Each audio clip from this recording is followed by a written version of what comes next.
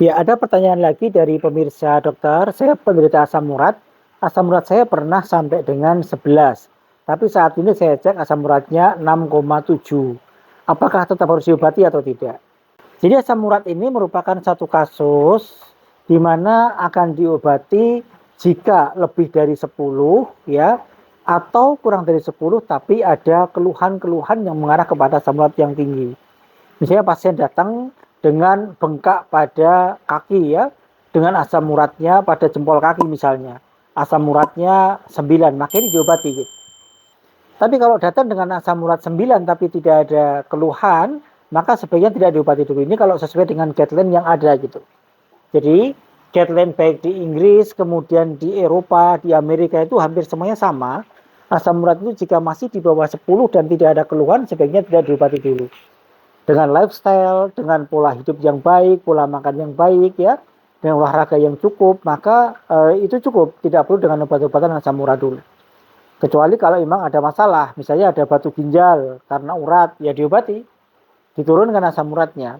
Mungkin ada benjolan di nyeri bengkak di jempol ataupun di pergelangan kaki, ya harus diobati gitu.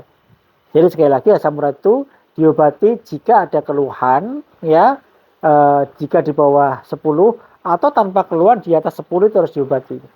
Ini yang menjadi patokan kita. Nah kemudian pengobatannya menggunakan apa? Maka boleh menggunakan penurunan asam urat seperti allopurinol yang ada di Indonesia ini atau menggunakan febuxostat.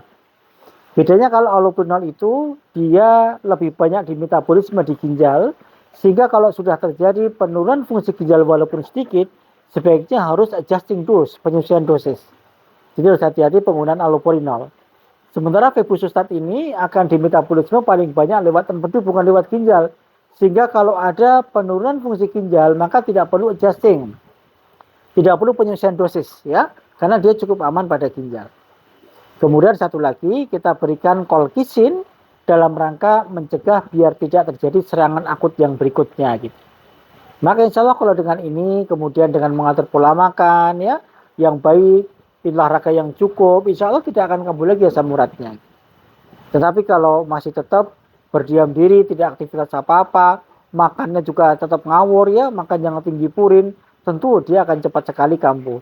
Karena kalau sudah pernah sekali tinggi asam uratnya, berarti ada gangguan metabolisme urat di dalam tubuhnya, maka mungkin seumur hidup dia akan terus seperti itu.